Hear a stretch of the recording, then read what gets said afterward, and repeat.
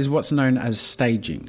This can be applied in several ways, whether it be how the camera moves and interacts with the characters, or how the characters are presented in the frame of what we see in the animation. But the most important aspect of staging is clarity.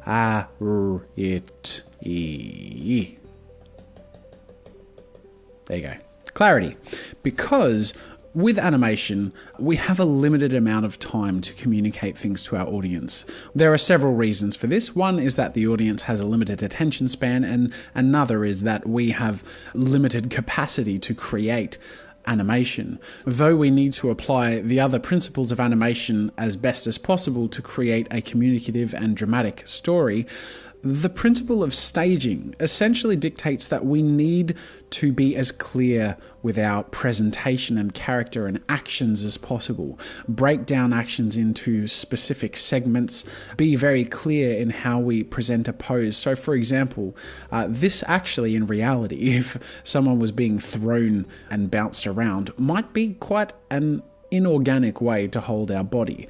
But what we're doing through the course of this action and through presenting this segment of animation is to demonstrate what's happening with the character and with the motion itself. So by having a wide expression and a face of kind of shock, we're communicating that this is unexpected, and by having that very clearly visible but also over exaggerated, we're showing that, you know, this is a comedic moment. We shouldn't be too worried about the monkey, but we should also know that the monkey is a bit worried.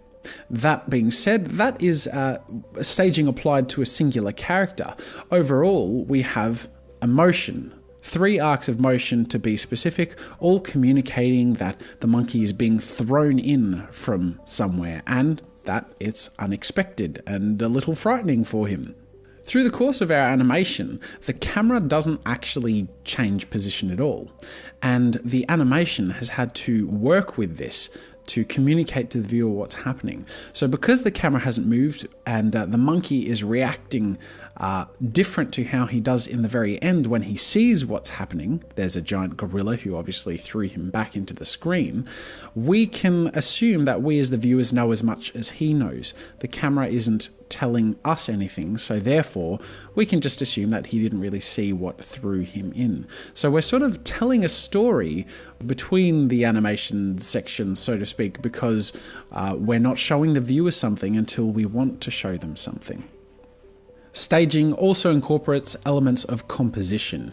Be careful that elements of environment design, if there's a background or characters interacting with each other, always complement the story being told and make sure that we're making the viewer do as little work as possible in as short a time as possible to most efficiently communicate what we're telling in our stories. Thanks for watching through this tutorial, and I'll see you in the next tutorial.